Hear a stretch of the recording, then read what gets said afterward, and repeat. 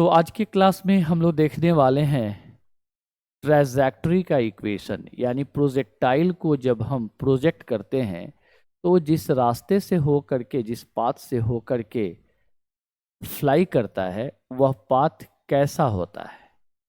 तो coordinate geometry में जो मैथ का पार्ट से, मैथ्स का एक ब्रांच है कोऑर्डिनेट ज्योमेट्री, वहाँ पे सिर्फ एक्स कोऑर्डिनेट और वाई कोऑर्डिनेट के बीच के रिलेशंस को निकाला जाता है, जो रिलेशन अलग अलग पाथ के लिए होता है। जैसे अगर कोई सर्कुलर पाथ पर पार्टिकल चलता है तो सर्कल का इक्वेशन कैसा होगा वो बताएगा कोऑर्डिनेट ज्योमेट्री। एक्स स्क्वायर बताता है x square plus y square is r square, जहाँ r radius, x y coordinate. कहने का मतलब क्या है कि अगर हमें पूरे फिजिक्स में किसी भी पार्टिकल के रास्ते का, यानी पार्टिकल के पाथ का इक्वेशन निकालना हो, ठीक, तो वहाँ पर हम पार्टिकल का एक्स कोऑर्डिनेट और वाई कोऑर्डिनेट के बीच का रिलेशन निकालते हैं।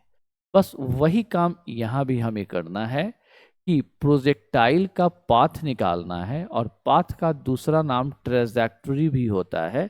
हम वही ट्रेजेक्टरी का इक्वेशन यहाँ निकालने जा रहे हैं।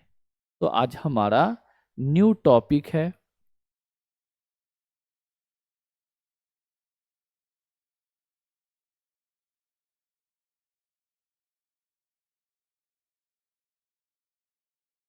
Equation of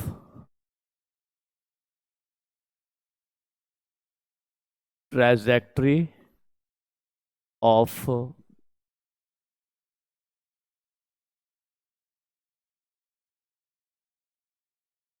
of a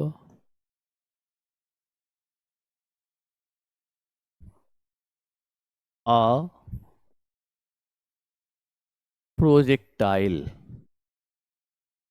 equation of trajectory of a projectile. किसी प्रोजेक्टाइल का equation of trajectory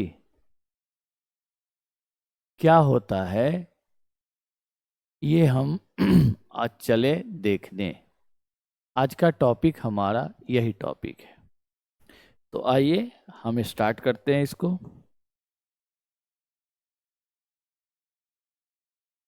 equation of trajectory of a projectile. किसी प्रोजेक्टाइल के पाथ का इक्वेशन। तो प्रोजेक्टाइल के लिए हम लोग एक्स डायरेक्शन में मोशन के सारे इक्वेशंस निकाले थे, और वाई डायरेक्शन में भी सारे इक्वेशंस निकाले थे, और ये पहला ही क्लास था आपका। तो फिर उस क्लास को ज़रा यूज़ करिए और आगे बढ़िए। इसमें करना क्या है, आइए हमारे साथ।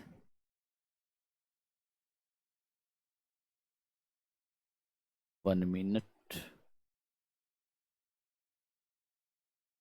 ओके, अब हमारा इक्वेशंस क्या है हम लोग उसको ज़रा देखते हैं। We have x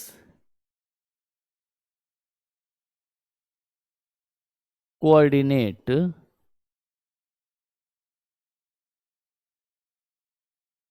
of a projectile is given by x is, क्या आया था, x cos थीटा। अच्छा, यहाँ x एक्सिस का मतलब हॉरिजेंटल डायरेक्शन से होता है, बार बार मैं इस बात को बताता हूँ। x cos theta into T. आप यहाँ से t टाइम निकाल लो, ये क्या हो जाएगा, x upon u into cos theta. Correct.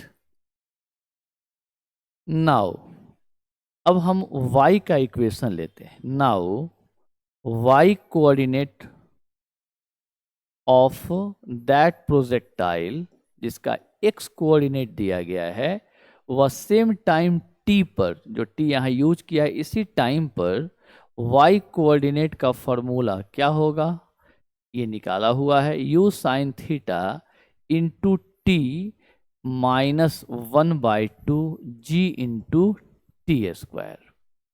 बस आप यूज करिए इसको। y is u sine theta into T के जगह पर x upon u into cos theta minus 1/2 जी इंटू टी स्क्वायर। टी यानी x by you sine theta. आप पहचान के लिए इसको इक्वेशन 1 मान लो, तो x square upon you square into cos square theta हो जाएगा। करेक्ट। अब हमारे पास यह रिलेशन को जरा सिंप्लीफाई किया जाए। यहाँ u और ये u कैंसिल हो गया। यहाँ पर भी कुछ कैंसिल होने वाला है क्या? कुछ नहीं कैंसिल होने वाला है। तो यहाँ पर क्या करेंगे, x बच गया, y is x into sine theta by cos theta, तो टेन थीटा होता है, और minus g into x square, और डिवाइडेड बाई नीचे आ गया 2u square into cos square theta. देख लो, यही आया हमारा। यह मैं फ्रेश करके लिख देता हूं। तो देयरफॉर इक्वेशन यानी y और x के बीच का जो इक्वेशन आया वह ऐसे आया। इसको याद रखा जाता है, x tan theta minus g into x square divided by 2 into u square into cos square theta. ये एकदम ही याद रखा जाता है, क्योंकि ये आपका बहुत मेजर फॉर्मूला है। अब इस फॉर्मूला को हम ट्रांजैक्टरी का इक्वेशन बोलते हैं। अब यह इक्वेशन, पहले इस बात को मैं लिख देता हूं, it is the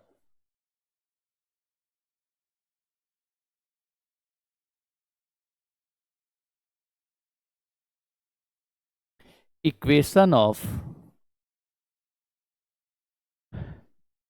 ट्रांजैक्टरी of the projectile.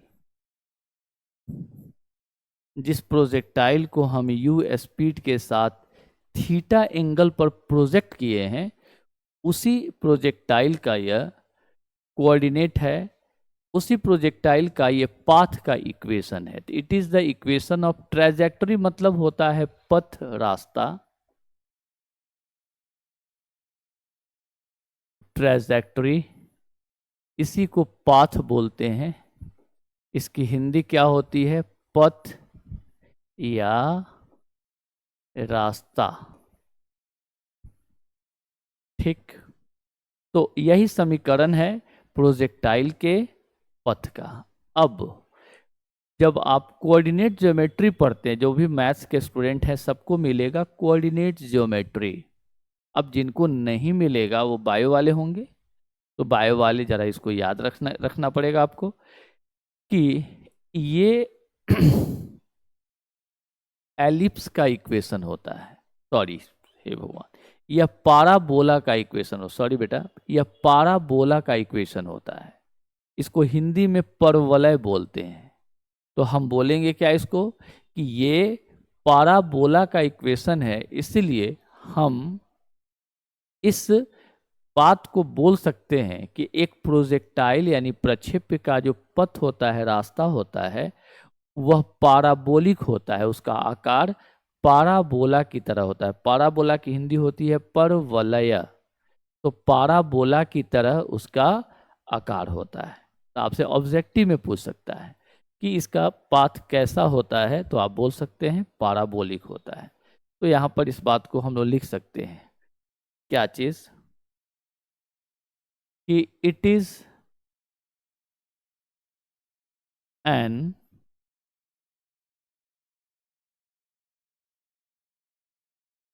Equation of a parabola, so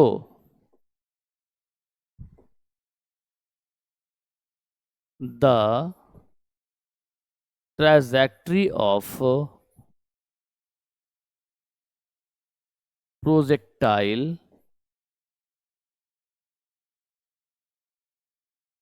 will be parabolic, will be parabolic। यह कैसा होता है? पाराबोलिक आकार का होता है, यानी यह परवलयिक आकार का होता है। पाराबोला की हिंदी होती है परवलय। थोड़ी हिंदी भी जानना चाहिए, हालांकि इसको जान के क्या करिएगा, नॉलेज के लिए है, कोई बोलेगा तो आप फंसिएगा नहीं, बात वही है। तो यहाँ पर एक बात क्लियर हो गई कि ट्रेजेक्ट्री का इक्वेशन हमारा यही होता है। अब इस इक्वेशन का इस्तेमाल क्या है? जैसे अगर प्रोजेक्टाइल, देखिएगा, मान लीजिए यह हॉरिजेंटल है और ये वर्टिकल डायरेक्शन है और ये हॉरिजेंटल है। अगर हम इसको u के साथ प्रोजेक्ट करते हैं थीटा एंगल पर, यह ऐसे आकर ड्रॉप होता है। प्रोजेक्टाइल जब यहाँ पर है तो उसका x कोऑर्डिनेट 0 यानी ओरिजिन पर है, और तो y भी 0 होगा। जब आप इसमें x 0 डालिएगा तो ऑटोमेटिक y 0 आ जाएगा, एकदम निश्चिंत रहिए, ठीक है ना। x 0 डालिएगा तो y पक्का 0 ही आएगा, दूसरा नहीं आएगा, ठीक। अगला चीज, जब अगर पार्टिकल यहाँ पर आता है तो इस समय अगर x का वैल्यू दिया हुआ हो कि यह 2 मीटर है, तो एकदम निश्चिंत रहिए कि इस इक्वेशन में x का वैल्यू 2 मीटर डालिएगा तो उस समय y का वैल्यू निकल जाएगा, यानी इस प्रोजेक्टाइल का हाइट निकल जाएगा। यहाँ से परपेंडिकुलर डाल दोगे, यही y होगा, यानी ये y हो गया, यानी कितना हाइट पर है ये निकल जाएगा। अगला, अगर मान लो प्रोजेक्टाइल यहाँ पर है तो x में इतना डिस्टेंस पर है, अगर ये दे दिया तो y निकल जाएगा। अगर इतना हाइट दे देगा तो ये यहाँ से यहाँ तक की दूरी निकल जाएगी, यानी x देगा तो y निकाल देंगे, y देगा तो x निकाल देंगे। यहाँ पर y प्रोजेक्टाइल के केस में y कोऑर्डिनेट हाइट को रिप्रेजेंट करता है और प्रोजेक्टाइल के केस में x कोऑर्डिनेट हॉरिजेंटल डिस्टेंस को रिप्रेजेंट करता है। तो ये हमारा कॉन्सेप्ट होता है और हम इसी कॉन्सेप्ट पर, हाँ, लॉक कर दीजिएगा कि दरवाजा को अंदर से। क्लियर हो गया कॉन्सेप्ट? तो ये हमारा एक टर्म निकल गया बेटा। अब इसके बेस पर हम न्यूमेरिकल बना सकते हैं। जैसे इसके आधार पर हम चाहें तो आसानी से न्यूमेरिकल को बना सकते हैं। अब देखिए कैसे बनता है न्यूमेरिकल।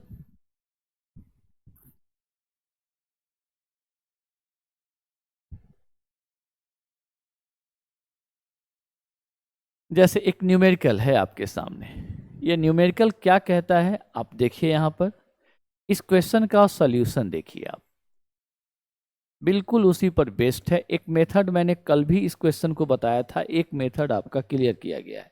दूसरा मेथड यहाँ देखिए, ये फटाफट निकल जाएगा। क्वेश्चन कहता है, in a soccer practice session the football is kept at the centre of the field 40 yards from the 10 feet high goal post. कोई फुटबॉल का, अच्छा, सॉकर का अर्थ होता है फुटबॉल का खेल। तो फुटबॉल के खेल के दौरान, यानी फुटबॉल का खेल चल रहा है, यानी उसका सत्र चल रहा है, तो फुटबॉल खेल के सत्र के दौरान क्या कहता है, फुटबॉल को फील्ड के सेंटर में रखा जाता है। अब मान लीजिए ये फील्ड है, ठीक, ये क्या है, फील्ड है। मान लीजिए ये फील्ड है और फील्ड का यह सेंटर, और आगे तक फील्ड होगा, माना यहीं पर इसका सेंटर है, या ओ उसका सेंटर है फील्ड का। यहाँ पर कहता है एक फुटबॉल रखा गया है। In a soccer practice session, football सत्र के प्रैक्टिस के दौरान, अभ्यास के दौरान, the football is kept at the centre of the field 40 yards from the 10 feet high goal post. Goal post जो नेट लगा होता है ना, जिसमें गोल मार के किया जाता है, उसी को गोल पोस्ट बोलते हैं। अब यहाँ पर हम लोग एक गोल पोस्ट ले लेते हैं। जैसे एक मान लो ये वाला हो गया गोल पोस्ट, क्लियर। यह गोल पोस्ट है, यह गोल पोस्ट आपका ऐसे होता है, सब नेट रहता है, आपको ये एकदम पक्का आपको पता है। ठीक है, इसी के अंदर गोल जब बॉल अगर गया तो समझो गोल हो गया। अगर कोई यहाँ पर जो गोलकीपर होता है अगर बॉल को कैच कर लिया तो गोल अंदर नहीं गया। लेकिन क्वेश्चन क्या कहता है, अब आ जाओ। तो कहता है कि एक गोल पोस्ट से 10 फीट के हाइट पर, कितना हाइट पे, 10 फीट के डिस्टेंस पर, तो यहाँ से यहाँ तक 10 फीट है। 10 फीट नहीं यार, रुको मैं क्वेश्चन पढ़ता हूँ फिर से बेटा। क्वेश्चन कहता है कि इस गोल पोस्ट, जो गोल पोस्ट का हाइट 10 फीट दिया हुआ है ना, तो इससे 40 यार्ड्स के डिस्टेंस पर, यानी यह x का वैल्यू होगा यहाँ से यहाँ तक, x डायरेक्शन में, इसको x मान लिया और इस डायरेक्शन को हम y ले लेते हैं, तो ये y डायरेक्शन हो जाएगा। ये देता है 40 यार्ड्स, कितना दिया है, 40 यार्ड्स। अब देखो, एक यार्ड का वैल्यू 1 यार्ड, यार्ड बोलते हैं गज को, पहले लोग गज में ही कपड़ा मापता था, 1 गज कपड़ा, 2 गज कपड़ा ऐसे मापा जाता था, अब मीटर में आ गया। तो 1 यार्ड बोलते हैं 91.44 सेंटीमीटर को।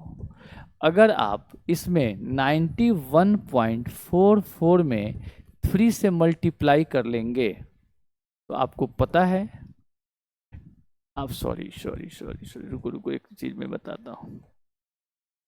अगर आप 30.48 में 3 से मल्टीप्लाई करिए, देखिए इतना आ जाएगा, 8 3 24 का 4, 4 12 2 14 का 4, हाथ में एक 3 इंटू 0 प्लस 1 1 हो गया, 3 इंटू 3 9 एग्जैक्ट आ जाएगा। अब इतना सेंटीमीटर हो गया। ठीक है, पहले ये इतना सेंटीमीटर में है। अब आप पहले बताइए, हम इसको लिखें 3 इंटू 30.48 सेंटीमीटर, 30.48 सेंटीमीटर 1 फुट होता है, तो इसको 1 फुट लिख सकते हैं। 3 इंटू 1 यानी 3, अब इसको फीट बोलेंगे क्योंकि प्लूरल हो गया। तो इसका अर्थ क्या हो गया, 1 यार्ड बराबर 91.44 सेंटीमीटर और 3 फीट के बराबर होता है। अब फीट में क्यों बदला गया, क्योंकि यहाँ पर जो गोल पोस्ट का हाइट है वह फीट में है, तो हम भी डिस्टेंस फीट में ही डालेंगे। अब यहाँ जी की जरूरत होगी तो 32 फीट पर सेकेंड स्क्वायर डालेंगे, क्योंकि जी का वैल्यू एफपीएस सिस्टम में कितना होता है, 32.32 फीट पर सेकेंड स्क्वायर होता है। अब आइए क्वेश्चन पर आते हैं। क्वेश्चन कहता है कि 10 फीट हाई एक गोल पोस्ट से 40 यार्ड्स के डिस्टेंस पर एक फुटबॉल है। अब कहता है कि अ गोल इज अटेम्प्टेड, एक गोल करने का प्रयास किया जाता है, कैसे, तो by kicking the football, football को टक्कर मार करके at a speed of 64 feet per second at an angle of 45 degree to the horizontal. हमने इसको हॉरिजेंटल माना है, तो कहता है इस फुटबॉल को 45 डिग्री के एंगल पर टक्कर, इसको किक किया जाता है, यानी इसको ठोकर मारा जाता है, और ठोकर मार के जो इसका स्पीड दिया जाता है वह 64 फीट पर सेकंड का दिया जाता है। और कितने एंगल पर दिया गया, 45 डिग्री के एंगल पर दिया गया। करेक्ट, ऐसा काम करके यानी 64 फीट पर सेकंड से टक्कर मार के 45 डिग्री के एंगल पर हॉरिजेंटल के साथ गोल करने का प्रयास किया जाता है। तो कहता है कि will the ball reach the goal post, क्या यह बॉल गोल पोस्ट के अंदर जाएगा। अब आप ही बताइए, अगर ये गया यहां से ऐसे गया एग्जाम्पल के तौर पे, तो जब यहाँ पे रहेगा, यहाँ पर इसका हाइट अगर 10 फीट से, यानी x का वैल्यू हम 40 यार्ड्स डालें, यानी 120 फीट हो गया, 3 फीट होता है 1 वाट, 40 इंटू 3 120 फीट, 120 फीट x का वैल्यू डालें तो y का जो मान आएगा, अगर y का मान यह 10 फीट से ग्रेटर आ गया तो गोल पोस्ट के ऊपर से चला जाएगा। अगर y का मान ऐसी पॉसिबिलिटी हो सकती है कि अगर y का मान ऐसे आ गया और इस y का मान जिस समय या x का वैल्यू 120 फीट है, उस समय y का वैल्यू अगर यह 10 फीट से कम आ गया, 10 फीट पूरा है, अगर 10 फीट से इसका हाइट अगर 10 फीट से कुछ भी कम आ गया या 10 फीट ही आ गया तो गोल पोस्ट के अंदर जाएगा। ठीक है, एकदम क्लियर कट बात है। यानी x का मान 120 फीट रखने पर अगर y का मान 10 फीट या 10 फीट से लेस आता है तो बॉल गोल पोस्ट के अंदर जाएगा, अदरवाइज नहीं जाएगा। आइए इस क्वेश्चन को लिख लेते हैं पहले। तो अकॉर्डिंग टू क्वेश्चन, ये जो क्वेश्चन बोल रहा है उसके अनुसार क्या होगा? According to question, if y is less or equal to 10 feet when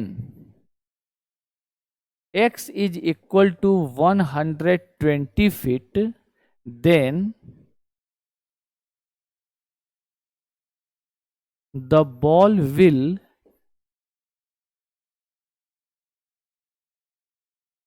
reach in the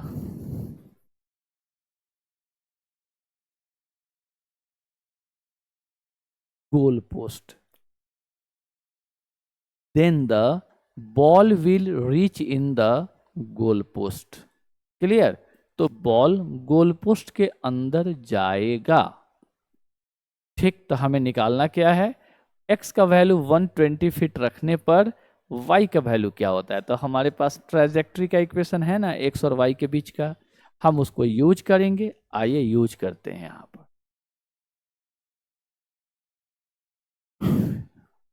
using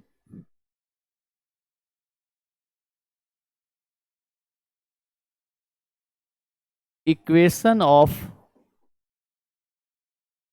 trajectory, तो ट्रेजेक्ट्री का इक्वेशन यूज करने पर हमें क्या मिलता है? हमें मिलता है कि y is x into tan theta minus g into x square divided by 2u² cos square theta implies that y कितना निकालना है, x का वैल्यू कितना, तो 120 फीट, फिट लास्ट में डाल देंगे। टेन थीटा कितना दिया, 45 डिग्री, g कितना 32, x कितना तो 120, तो 120 का स्क्वायर है तो 120 into 120 divided by 2, u 64 feet per second, तो स्क्वायर है 64 into 64, cos 45 degree, cos 45 degree और इसका स्क्वायर भी है। ये सब किस में आएगा? तो फीट में आएगा। बस इसको सॉल्व करना है। एक बार और ले लिया जाए, y is 120 into ten 45 degree 1 होता है, 32, थोड़ा सा कुछ कैंसिल कर लिया जाए, यहां से ये कैंसिल होकर के 2 हो जाएगा। क्लियर? और ये 8 से 8 टाइम्स और ये 8 से 15 बार कैंसिल हो जाएगा, कुछ दिखा, ये भी जाएगा और 15 बार कैंसिल हो जाएगा। क्लियर? अब इसको यहीं रहने दीजिए। 15 इंटू 50 225 हो गया, डिवाइडेड बाई 2 इंटू 2 4 हो गया, और कॉस 45 डिग्री 1/√2 होता है, स्क्वायर करेंगे तो 1/2 आएगा, एक 2 से 2 कैंसिल हो जाएगा इसका, और बस इतना फिट हो गया। अब आपके पास रिलेशन काफ़ी क्लोज दिख रहा है, y इज 120 फीट माइनस 225/2 कितना हो जाएगा? तो ये हो जाएगा 112.5 फीट। अब ये कितना हो गया? Implies that y is 7.5 feet इसका आंसर हो गया। Very good. अब इसका आंसर कितना हो गया? 7.5 फीट। ये y का वैल्यू निकल गया। अब हम लोग क्या लिखेंगे? अपने कैलकुलेशन पर चलेंगे। क्या कैसे चलेंगे बेटा? लिखेंगे क्या कि एज, जैसा कि हमारा टर्म था y is less than 10 feet है और 10 फीट से छोटा है, तो पक्का गोल पोस्ट 10 फीट होने के कारण उसके अंदर जाएगा। सो द बॉल, कौन सा ball? Football. So the football will reach in the goal post. अब एक बात जरूर ध्यान देना चाहिए, एक इसका और भी हम अप्रोच आपको कल बता दिए थे, जो पेन टैब पर था। पेन टैब पर था ही, लेकिन आराम से ही बताए थे, तो आप उसको जरूर देख जाइएगा आपके पास। वहां पर क्या किया, एक बार टी निकाल दिया, फिर टी निकाल के वाई में डाल दिया। यहाँ पर दोनों निकाल करके एक इक्वेशन बना हुआ है, तो आसान तो होगा ही। बात वही है, चीज़ वही है, लेकिन थोड़ा उसको बदल दिया गया है। तो ये आपका कॉन्सेप्ट यहाँ पर बिल्कुल क्लियर हो गया है। अब ट्रेजैक्टरी पर का इक्वेशन आपका क्लियर हो चुका है। अब जरा हम लोग किसी हाइट से जब प्रोजेक्टाइल को प्रोजेक्ट करते हैं हम, तो वहां पर क्या क्या होता है, इन सारी बातों को भी हमने आपको बता दिया है पीछे के क्लासेस में। देखो, थोड़ा मशक्कत कर लेने से अच्छा चीज बेटा हमेशा थोड़ा सा कड़वा होता है। इसको जीवन भर याद रखना। जब परेशानी आ जाए ना किसी भी काम में, तो समझना उत्थान हो रहा है तुम्हारा। कब? जब काम कर रहे हो। अगर काम बंद कर दिए तो गड़बड़ बात है। अगर आप काम कर रहे हो और आपको परेशानी आ रही है, तो आप यकीन मानिए आप कुछ इतिहास रचेंगे। इसीलिए आप जब पढ़ाई करते हैं, परेशानी आ रही हो, तो आप थोड़ा सा रुक करके, संभल करके किताब खोलिए और बार बार वीडियो को देखिए। क्योंकि मैं ऐसा जरूर पढ़ाता हूँ कि अगर आप ठीक से पढ़ लें, तो आपको घर पे किताब पढ़ने की जरूरत नहीं पड़ेगी। इतना लेबर तो जरूर मैं कर देता हूँ। अब यह क्वेश्चन एक बार रखता फटफट निकल जाता, लेकिन इसका हर चीज मैंने क्लियर करके आपको दिया और फिर यहाँ पर क्वेश्चन को परोसा। तो अगर आप यहाँ पे थोड़ा दिमाग लगा देते हैं तो हो जाएगा। अब हर क्वेश्चन का औकात बराबर तो नहीं होता है ना। हर क्वेश्चन का औकात कैसे बराबर हो जाएगा? जैसे आप ही बताइए, आप अभी घर से निकलिएगा, आप विद्यार्थी हैं, आपको अपनी मम्मी से बात करना ज़्यादा आसान लग रहा होगा। पापा से बात करने के पहले थोड़ा सा तो मन में संकोच जरूर आता होगा, क्या कहें, मुस्कुराते होंगे अंदर, फिर थोड़ी सी दिक्कत है। ये आपके साथ नहीं है, ये सबके साथ है। दूसरी बात, अब छोड़िए घर की, घर से बाहर निकलते हैं तो आपको अपने क्लास टीचर से बात करने में दिक्कत नहीं हो रहा होगा। लेकिन अगर आपको अपने प्रिंसिपल से बात करना हो तो थोड़ी सी परेशानी होगी, क्योंकि बाकी इंक्वायरी का भी डर भीतर रहेगा। वैसे जीवन भर आपको आपके साथ लगा रहेगा। जैसे ही ज़्यादा, अब नेचुरल है कि हमको आसानी से मिल सकते हैं सब लोगों से, लेकिन अगर पीएम से मिलना हो थोड़ा मुश्किल होगा। बेटा क्वेश्चन का भी स्टैंडर्ड वैसे ही होता है। समझ गए बात को? तो अगर आप छोटे छोटे क्वेश्चन को बना रहे हैं तो आप मज़ा तो ज़रूर करिएगा, लेकिन उसमें क्या कहें, उससे आपका, आप खुश हो सकते हैं, आपका करियर बहुत बदल जाएगा। छोटा बनाना है, लेकिन बड़ा को छोड़ना नहीं। करेक्ट, यही बात है। आइए आगे बढ़ते हैं हम लोग। अब हमारे पास किसी हाइट से प्रोजेक्टाइल, जो मैं पढ़ा दिया हूं, लेकिन फिर से एक बार रिपीट कर दे रहा हूं कि आपका कॉन्सेप्ट बेहतर हो जाए। ठीक है? और फिर एक साथ सारे क्वेश्चंस को हम लोग डील कर लेंगे। आइए आगे बढ़ जाते हैं हम। तो हमारा आज का हेडिंग हो जाता है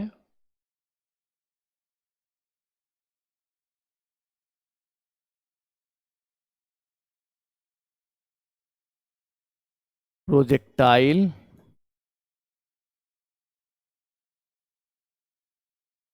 प्रोजेक्टेड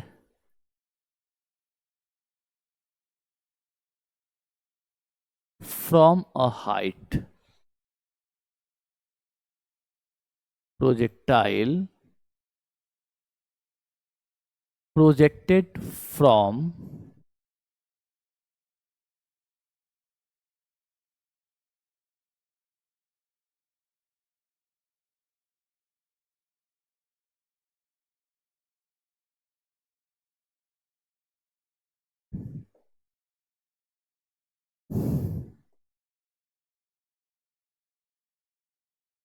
प्रोजेक्टाइल प्रोजेक्टेड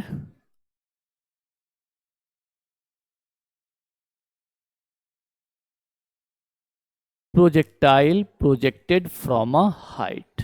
ये आज का हमारा अभी का हेडिंग हो गया। हम जरा आगे बढ़ते हैं इसको लेकर के। आइए, ये हेडिंग है, यानी जब किसी प्रोजेक्टाइल को हम किसी हाइट से, जैसे यहाँ से ऐसे करके ऐसे प्रोजेक्ट करते हैं, तो प्रोजेक्ट करने का यहाँ तरीका अलग अलग हो सकता है और सारी चीज़ें मैं आपका क्लियर कर रहा हूँ।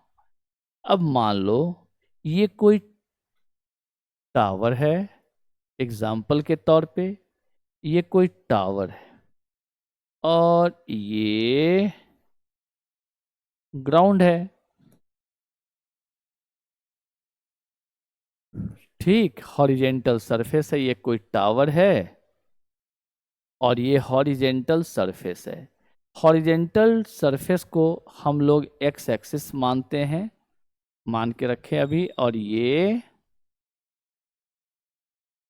इसके डायरेक्शन को वाई एक्सिस, जो वर्टिकल डायरेक्शन है, ये ओरिजिन हो गया, यानी फुट हो गया टावर का, किसी चट्टान का, किसी पेड़ का, यानी कि हाइट कहीं होगा तो कोई किसी चीज पर ही ना चढ़ के ऊपर पहुंचिएगा या ऊपर खड़ा होइएगा। वो आपका हाउस हो सकता है, बिल्डिंग हो सकता है, कोई टावर हो सकता है, वह कोई पोल हो सकता है, वह कोई ट्री हो सकता है, वह कोई क्लिफ यानी चट्टान हो सकता है। तो अब इन सब बातों से क्वेश्चन अलग नहीं होने वाला है। सबका एक ही मोटो है कि किसी हाइट पर है पार्टिकल और वहां से पार्टिकल को प्रोजेक्ट किया जाता है। सिर्फ इसी बात से इसको लेना देना है। आप समझ गए? आइए आगे। अब कहता है क्वेश्चन कि एक प्रोजेक्टाइल है, तो प्रोजेक्टाइल है तो है, मान लो एक प्रोजेक्टाइल है, यहां पर कोई पार्टिकल है ये वाला जो इस टावर पर है, तो इस डायरेक्शन को हमने y माना, यानी इतना y पर है। और यह y क्या है? तो इस टावर का, इस पेड़ का, इस बिल्डिंग का हाइट है, तो हम इसको कैपिटल H मान लेते हैं। करेक्ट। अब यहां से अगर हम प्रोजेक्ट करते हैं बेटा, ऐसे इसको प्रोजेक्ट करते हैं, हॉरिजेंटली प्रोजेक्ट करते हैं ऐसे, तो क्या ये सीधे जाएगा? कभी नहीं जाएगा, क्योंकि हाथ से छूटा तो ये क्या करेगा? अंडर ग्रेविटी हो जाएगा। तो पृथ्वी हमेशा इसको नीचे खींचेगी और ये यहीं से झुकने लगेगा और ऐसे ये झुकते झुकते झुकते झुकते झुकते आकर यहाँ पर ड्रॉप हो जाएगा। यहां पर आकर के यह गिर जाएगा, टकरा जाएगा, स्ट्राइक करेगा। अब ये मान लो यहां से u स्पीड के साथ प्रोजेक्ट किया गया और हॉरिजेंटल डायरेक्शन में, जैसे यह x है तो ये भी x, तो x है तो x, तो हॉरिजेंटल डायरेक्शन में प्रोजेक्ट किया। अब हमारा यहाँ पर पहला केस क्या बन गया कि अगर किसी प्रोजेक्टाइल को हम किसी हाइट से फेंकते हैं, किसी ऊंचाई से प्रोजेक्ट करते हैं, तो क्या होता है? आइए देखते हैं हम लोग। केस 1 इसका पहला case, when the projectile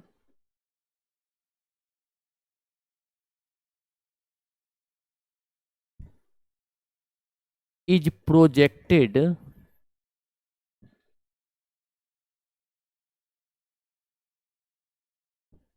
horizontally from a height capital H। जब प्रोजेक्टाइल कैपिटल H हाइट से हॉरिजेंटली प्रोजेक्ट किया जाता है, तो बताइए क्या क्या चीज? अगर हम इसको पॉइंट A मान लें, इसको पॉइंट B मान लें, ये वाला जो पहुंचा इसको पॉइंट B मान लें, तो जब A से 20 पर आएगा तो इसमें कुछ टाइम लगेगा। तो पहला होगा time to reach the ground, तो हमारा सबसे पहला हेडिंग हो जाए इसमें कि what is the time to reach the ground. पहला heading, time to reach the ground, सतह पर पहुंचने में लगा समय, यानी सतह तक पहुंचने का समय। वह टाइम कौन है? तो ए से बी तक आने में लगा टाइम है टी ए बी, और हम इसको अगर स्मॉल टी मान लें से, तो मुझे नहीं लगता है आपको कोई परेशानी होगी इसमें। ओके, अब आप आ जाइए यहाँ पर, इसी को निकालना है हमें, यह क्या है। तो पहला हेडिंग हमारा ये है, और इस हेडिंग को हम लोग अंडरलाइन कर देते हैं। ओके, अब इसको निकालें कैसे? तो एक बात बताइए, यहाँ जहाँ से प्रोजेक्ट करते हैं वहाँ टाइम क्या होता है? 0। और यहाँ से यहाँ तक आकर के ड्रॉप हुआ, तो यहाँ का टाइम क्या बोलेंगे? टी ए बी, यानी यहाँ पर टाइम क्या हो गया? टी बराबर टी ए बी, और इसी टी ए बी को हमने टी ही माना है, तो टी बराबर टी हो गया। क्लियर? यहाँ से यहाँ तक आने में लगा टाइम कितना हो गया? टी हो गया।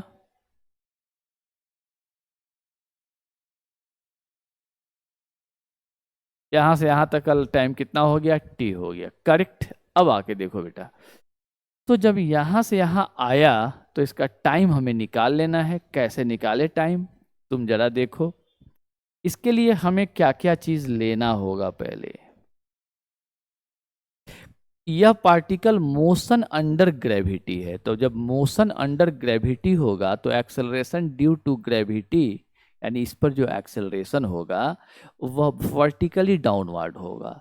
इसका अर्थ क्या हुआ कि यहाँ पर ए का डायरेक्शन प्लस जी, जो ऑलरेडी वर्टिकली डाउनवर्ड होता है, चाहे क्वेश्चन कोई भी हो, जी का डायरेक्शन वर्टिकली डाउनवर्ड का मतलब toward centre of the earth या कोई भी प्लैनेट। ओके, अब यहाँ पर एक बात आपको और मानना होगा कि आप पॉजिटिव किधर मान रहे हो। अगर पॉजिटिव वर्टिकली डाउनवर्ड को मान लेते हो तो जी प्लस हो जाएगा। तो यहाँ पर एक बात लिखा जा सकता है कि टेकिंग पॉजिटिव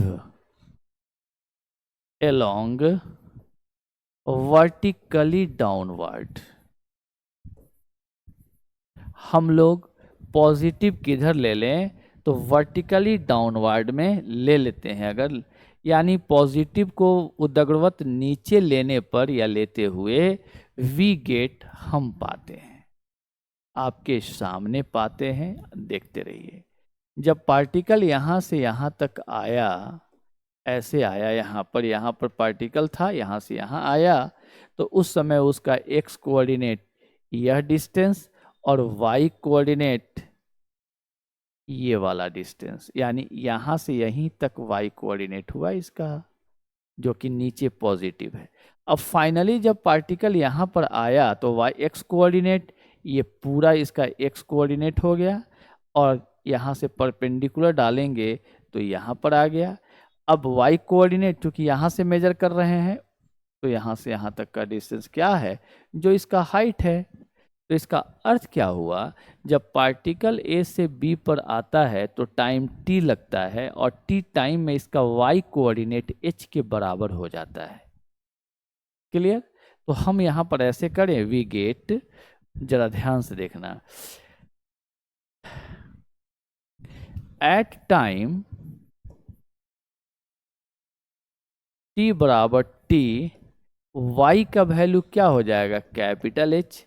जहां आप टी का मान ए से बी तक का रखे, वैसे ही यह वाई का वैल्यू एच हो जाएगा। अब इक्वेशन वाई और टी का चाहिए हमें, तो यूज करेंगे since y is u y t plus 1/2 a y और इंटू टी स्क्वायर। खूब इत्मीनान से समझना बेटा। अब आप बताइए कि यह u वेक्टर है जो x डायरेक्शन में है, तो इसका y कंपोनेंट यानी यू वाई कितना हो जाएगा 0। जो वेक्टर x में उसका 0, तो यू वाई उधर चाहे इधर कहीं भी लोगे तो 0 हो गया। जो x में होता है उसका y कंपोनेंट 0 होता है। क्लियर? जो y में होगा उसका x 0 हो जाएगा। तो आप यहाँ पर, ये बात पुरानी हो गई, आप बुजुर्ग हो गए इस बात को वेक्टर से देखते देखते। आइए, तो यहाँ पर y का वैल्यू हम h रखते हैं, तो पक्का इसमें जो t होगा ना, वही t यहाँ से यहाँ ग्राउंड तक आने का टाइम है, जो आपका आंसर होगा। आइए, तो h यू वाई 0 है, तो 0 इंटू टी 0 हो जाएगा 1/2 ए वाई प्लस जी, क्योंकि सब वर्ट ए वाई भी प्लस ले लिए, तो ए वाई भी प्लस जी हो जाएगा, और इंटू टी स्क्वायर। आप यहाँ से देख सकते हैं टी स्क्वायर 2h और बाई 0 तो हट गया ना, 2 इंटू एच और बाई जी हो जाएगा। तो यहाँ से t का वैल्यू कितना निकल गया बेटा, तो 2h 2 height of the tower building Cliff etcetera, और बाई जी का स्क्वायर रूट। यही हमारा फॉर्मूला हो गया। तो कितना टाइम है ग्राउंड से टकराएगा यार, तो ग्राउंड से टकराने में इसको टाइम लगेगा स्क्वायर रूट 2h बाई जी। फट से फॉर्मूला पे डालिएगा, h डालिएगा, g डालिएगा, गया यू भाड़ में, यानी यहाँ पर आपका वैल्यू निकल जाएगा 2h बाई जी से। समझ में बात आई? No doubt. तो अब आगे आ जाइए मेरे साथ, आगे आइए। अब दूसरा चीज यहाँ क्या पूछ सकता है बेटा, कि बताओ कितना हॉरिजेंटल डिस्टेंस ट्रेवल किया, यानी यहाँ से यहाँ तक जो डिस्टेंस है इसका, ओ से बी तक का डिस्टेंस, यही हॉरिजेंटल डिस्टेंस है। इसको हमने x डायरेक्शन में, हॉरिजेंटल को x माना है तो x डायरेक्शन में है, इसको x मान लिया ओ बी को, तो ओ बी यानी x का वैल्यू कितना है निकाल देना है। तो इसके लिए x का इक्वेशन चाहिए हमें। तो अगला हेडिंग हम क्या बनाएं यहाँ, अगला हेडिंग हम यहाँ क्या बनाएं, आप बताइए। अगला हेडिंग बनाते हैं यहाँ कि हॉरिजेंटल डिस्टेंस कवर्ड, हॉरिजेंटल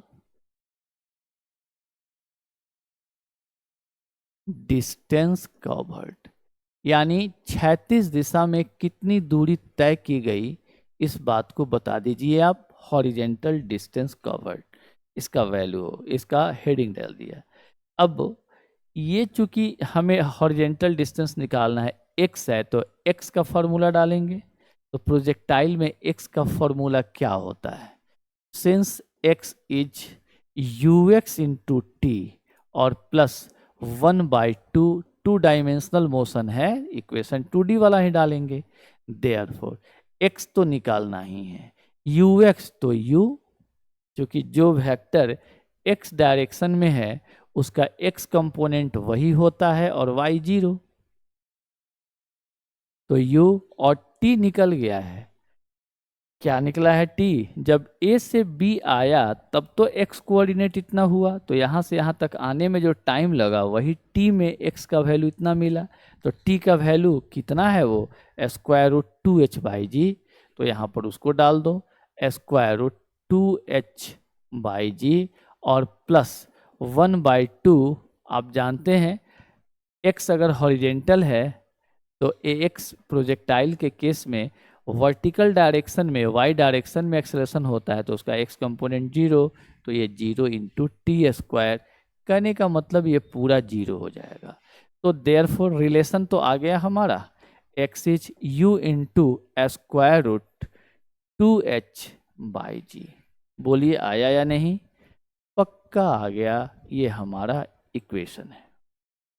तो u into square root 2h by g, यानी इसका x कोऑर्डिनेट का रिलेशन हो गया, या x हॉरिजेंटल डायरेक्शन में जो यह डिस्टेंस ट्रेवल किया यही x कोऑर्डिनेट है, और यही इसका हॉरिजेंटल डिस्टेंस भी है।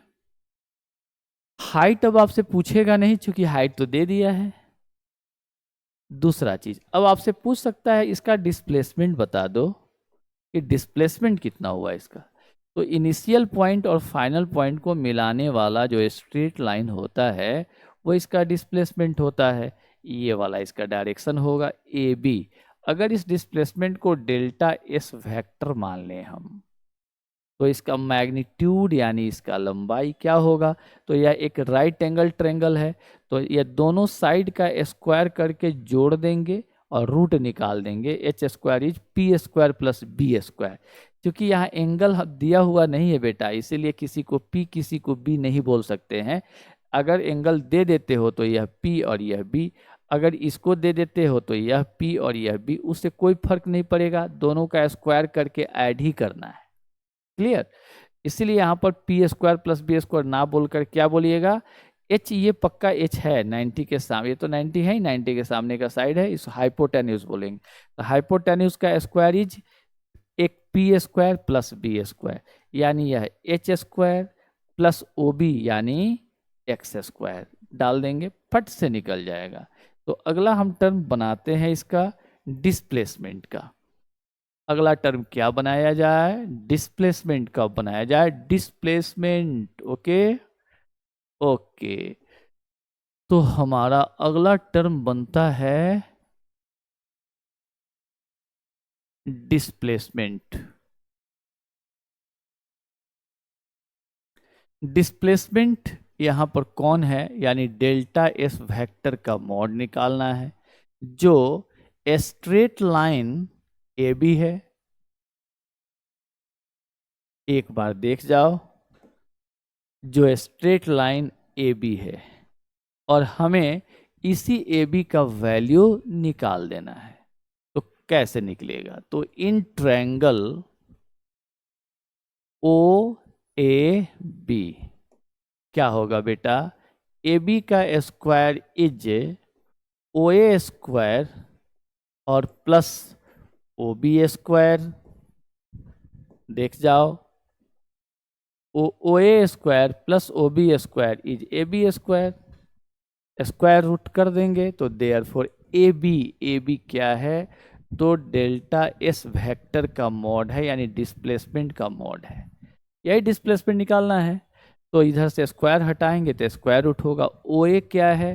तो एच है हाइट का स्क्वायर, और ओ बी क्या है? एक्स, तो एक्स का स्क्वायर। एच तो बेटा दिया ही हुआ है। अब मामला फंस गया किसका? एक्स कैसे निकालें? तो एक्स का तो निकाल दिया गया फॉर्मूला, यहाँ डाल सकते हो कि where x is u into square root 2h by g. ये फॉर्मूला में डालिएगा, पुट करिएगा, फट से आपका निकल जाएगा, फटाफट निकल जाएगा डिस्प्लेसमेंट का वैल्यू। अब क्या चाहिए? इससे भी आसान चाहिए। इस तरह से आपका डिस्प्लेसमेंट भी निकल गया, रेंज भी निकल गया, इसका टाइम निकल गया, हाइट दिया हुआ है। अब क्या पूछ सकता है? अब पूछ सकता है बताओ ये कितना वेलोसिटी से इसको स्ट्राइक किया। तो इस समय का टेंजेंट अगर हम ड्रॉ करें, यहाँ का टेंजेंट ऐसे आ जाएगा, बोलिए। अब ये कितना एंगल पर आया? तो ये थीटा पर आया। इसका इधर की ओर कंपोनेंट, अगर ये वेलोसिटी भी है तो इस तरफ भी एक्स हो जाएगा, और इस पर परपेंडिकुलर हम ड्रॉप कर दें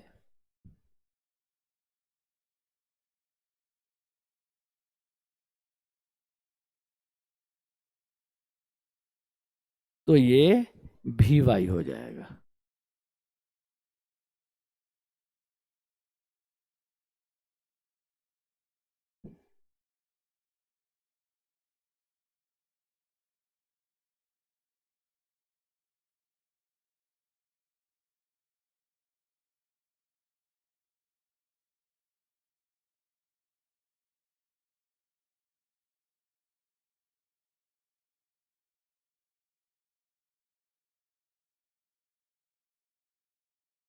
तो यहाँ पर हमारा यह तीनों टर्म क्लियर हो गया है, एकदम कोई कंफ्यूजन की बात हमारे पास नहीं है।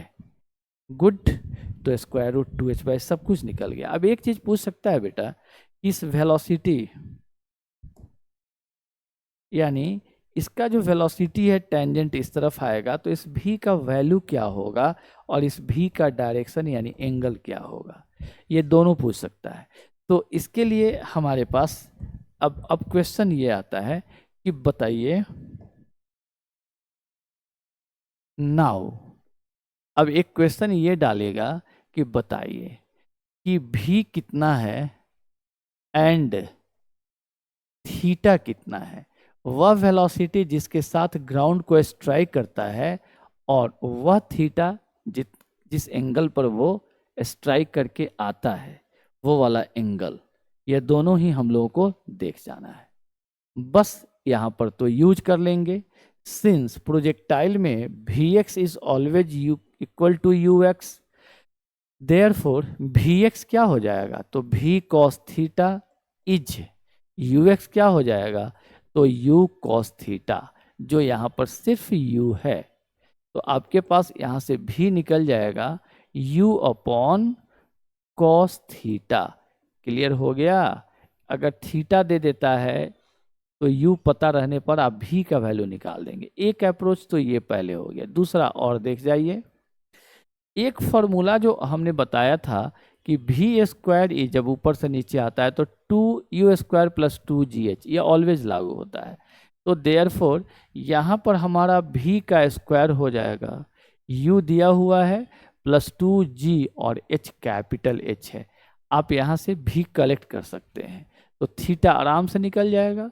देयरफॉर भी is square root u² plus 2gh, ऐसे करके फटाफट थीटा आप निकाल सकते हैं। यानी भी का वैल्यू इसी से निकाल लीजिएगा और थीटा निकालने के लिए आपको भी चाहिए ना, तो कॉस थीटा का वैल्यू कितना हो जाएगा, u बाई भी। आप ऐसे भी करके निकाल लीजिएगा।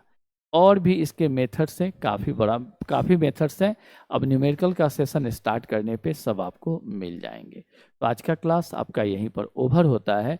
कोई भी प्रॉब्लम अगर आपको होता है तो आप मुझे ज़रूर बताइए, मैं आपको श्योर उसका सलूशन दूंगा। नहीं का पॉसिबिलिटी नहीं है। ओके,